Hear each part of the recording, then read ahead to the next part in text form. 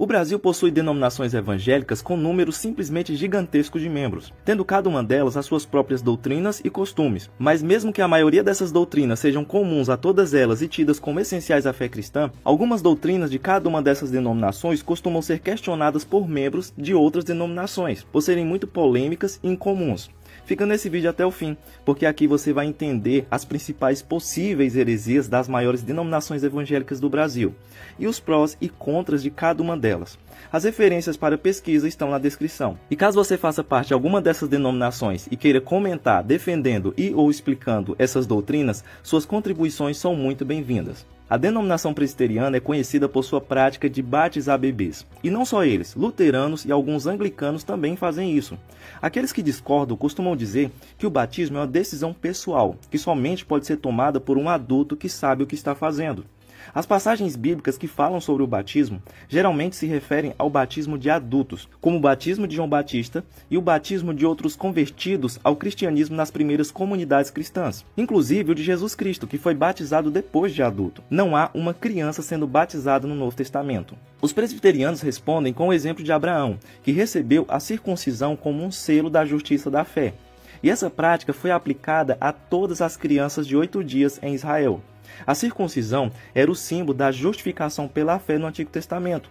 E mesmo um menino de 8 dias, que não podia crer por si mesmo, era circuncidado. A circuncisão representava a relação do povo com Deus pela fé. Mesmo que a criança não pudesse crer pessoalmente, os pais, pela fé, ofereciam a criança a Deus com esse ato. Eles então argumentam que o batismo substituiu a circuncisão da mesma forma que a ceia substituiu a Páscoa. O batismo de criança não implica que elas sejam regeneradas, salvas, ou que tenha fé pessoal, mas é visto como um ato de fé dos pais e uma expressão da aliança entre Deus e seu povo. Agora vamos para a Igreja Pentecostal Deus é Amor, uma denominação famosa por ter um conjunto muito rígido de usos e costumes. Segundo o regulamento interno da igreja, homens não podem usar calções de banho, bermudas ou shorts. Mulheres devem manter os cabelos longos, a não ser em caso de enfermidade. Não podem usar calças por serem excessivamente sensuais. Quem tiver TV e afins não pode tomar ceia.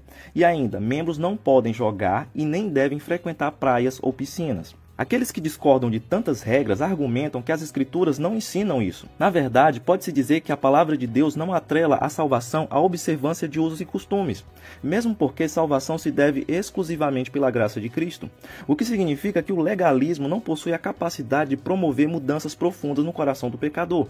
Muito pelo contrário, legalistas promovem a aparência de sabedoria e piedade, ocultando assim o interior do coração. A IPDA pode responder que para os membros se torna muito mais simples saber precisamente o que podem e o que não podem fazer, ficando conscientes até mesmo de quantos dias de disciplina podem receber caso não cumpram as regras da igreja. Além do mais, seus princípios para usos e costumes são em muitos casos retirados do texto bíblico. Essas regras, por mais que sejam duras, podem ser vistas como capazes de impedir a entrada do mundanismo dentro da igreja, e esse é um ponto muito importante.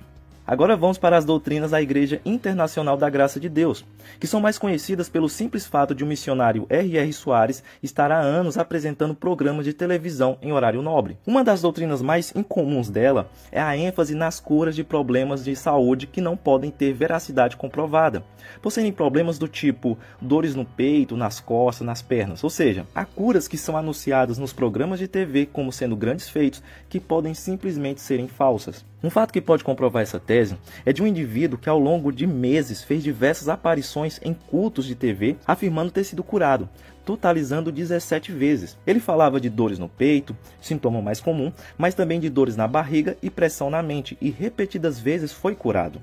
Aqueles que criticam os métodos da Igreja da Graça argumentam que a intenção deles com essas curas, sem comprovação, é apenas chamar a atenção dos fiéis e ganhar dinheiro. Então, para isso, contratam pessoas ou utilizam membros que no calor da emoção se sentem tão bem que acreditam que estão curados de problemas de saúde.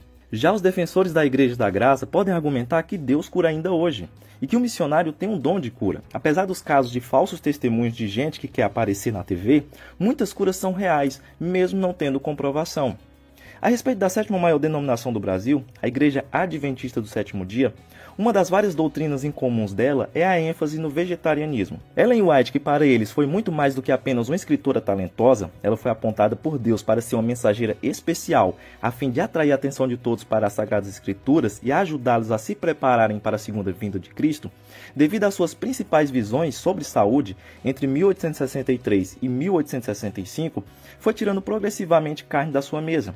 E com base em seus escritos e na Bíblia, os adventistas fomentam o vegetarianismo. Mas é importante dizer que essa igreja não tem proibição de comer carne, com exceção de carne de porco, camarão e outras carnes designadas como impuras no livro de Levítico. Inclusive, estudos sugerem que somente quase metade dos norte-americanos adventistas são vegetarianos. Aqueles que criticam essa doutrina ou ênfase citam Gênesis 9, 2 e 3, que é uma passagem vista como Deus dando permissão divina para Noé e seus descendentes comerem carne após o dilúvio. Tem também Lucas 24, 41 a 43. Essa passagem descreve Jesus comendo peixe com seus discípulos, o que indica que ele não era estritamente vegetariano. Podemos citar também os textos em que Jesus multiplicou pães e peixes. Para finalizar, Romanos 14, 2 diz: porque um crê que tudo se pode comer, e outro que é fraco, come legumes.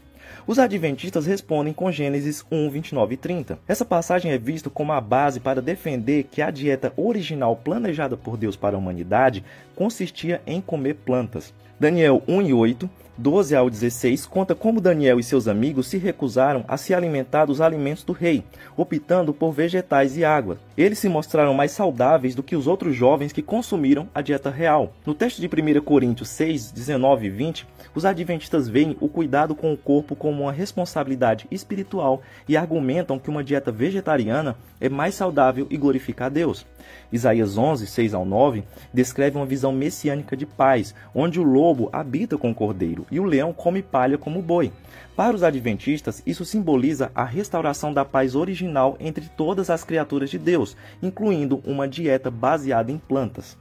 A doutrina batista que frequentemente é vista como a mais controversa é a defesa da separação entre igreja e Estado, também conhecida como liberdade religiosa ou princípio da autonomia da igreja. Os batistas historicamente defendem a separação completa entre igreja e governo desde a primeira Constituição americana, bem como a liberdade religiosa total para todas as religiões.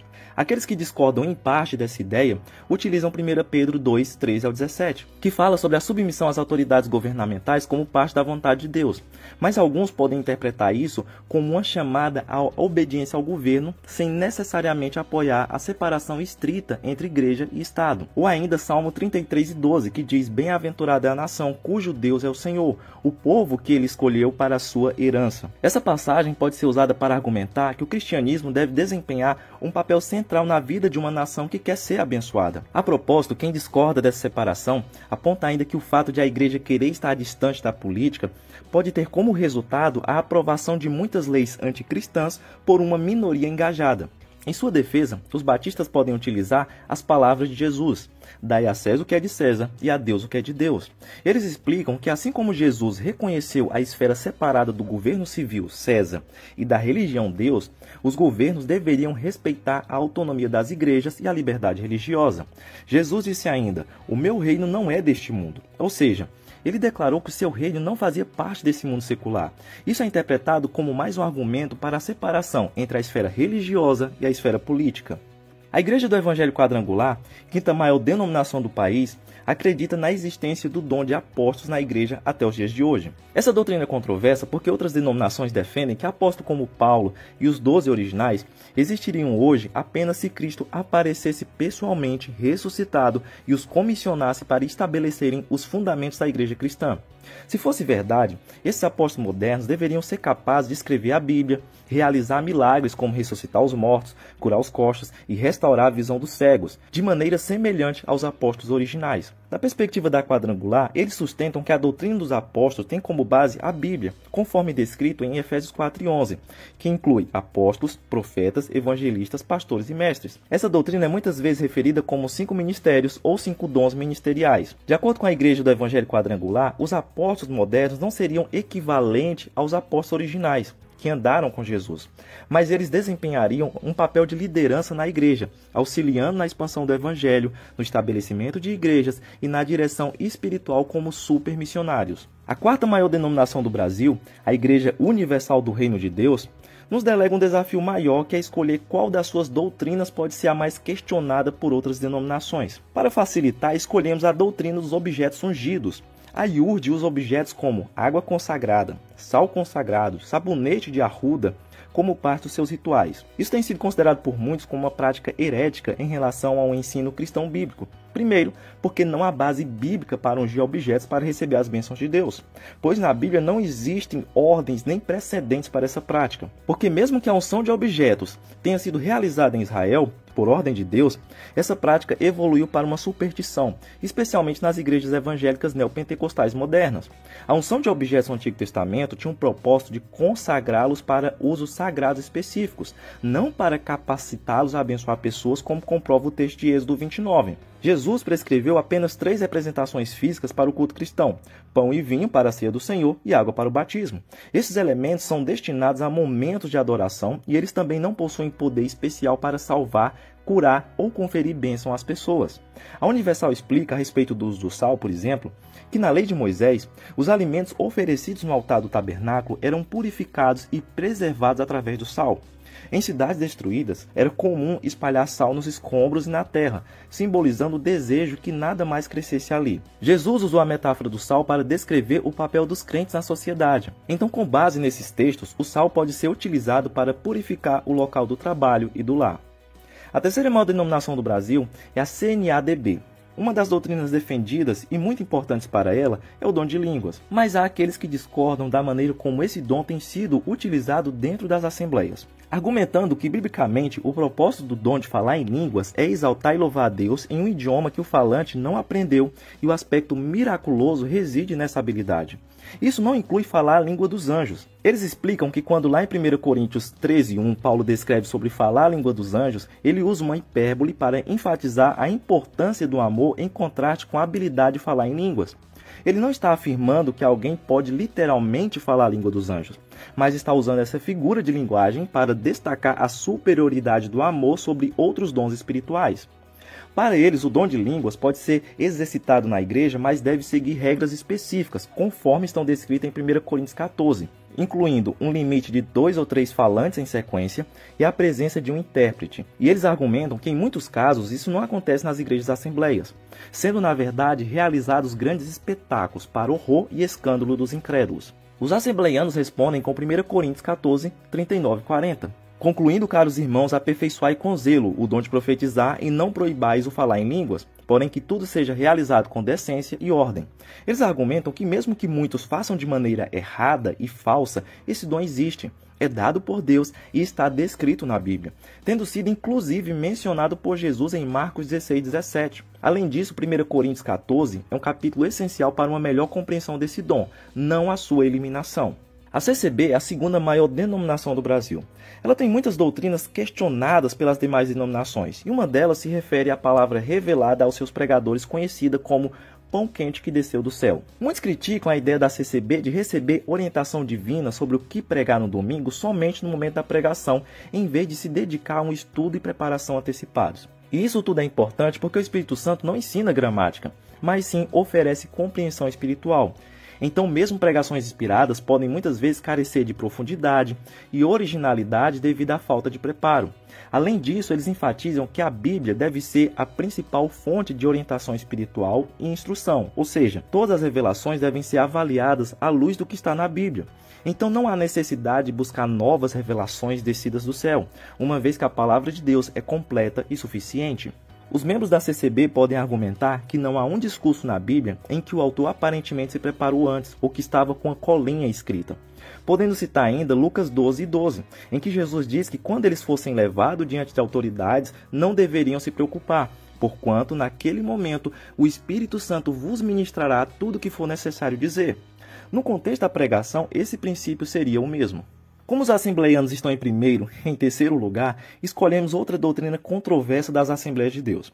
Inclusive, essa outra doutrina tem relação com falar em línguas, aqui no caso, o batismo com o Espírito Santo. Aqueles que discordam da maneira como os assembleanos interpretam o batismo com o Espírito Santo argumentam que o batismo no Espírito Santo é definido como a experiência que ocorre no momento da conversão, quando o pecador se arrepende de seus pecados e crê em Jesus Cristo como Senhor e Salvador. Então a dificuldade de compreender esse ponto vem dos relatos do livro de Atos, que descreve pessoas que já eram convertidas e crentes, mas quando receberam o Espírito Santo falaram em línguas, como o caso dos discípulos, de Cornélio e os discípulos de João Batista.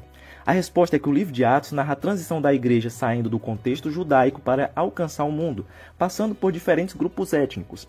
Então cada grupo teve uma experiência espiritual especial para demonstrar sua inclusão no corpo de Cristo. Ou seja, o batismo no Espírito Santo não necessariamente envolve falar em línguas, como o próprio apóstolo Paulo explica em 1 Coríntios 12:30. Falar em línguas é considerado um dom espiritual e o texto destaca que nem todos o possuem. Os assembleanos defendem que basta você ler os 3 relatos de Atos para comprovar precisamente a ideia deles de que a evidência de que alguém foi batizado com o Espírito Santo é o falar em línguas, não sendo, portanto, necessário nada além, visto que a Bíblia é quem descreve esses eventos. Quaisquer outras explicações não tem nenhuma comprovação dentro da Bíblia a não ser essa. Mas e você? Concorda ou não concorda com as doutrinas controversas de todas essas igrejas? Deixe a sua opinião aí nos comentários e até a próxima.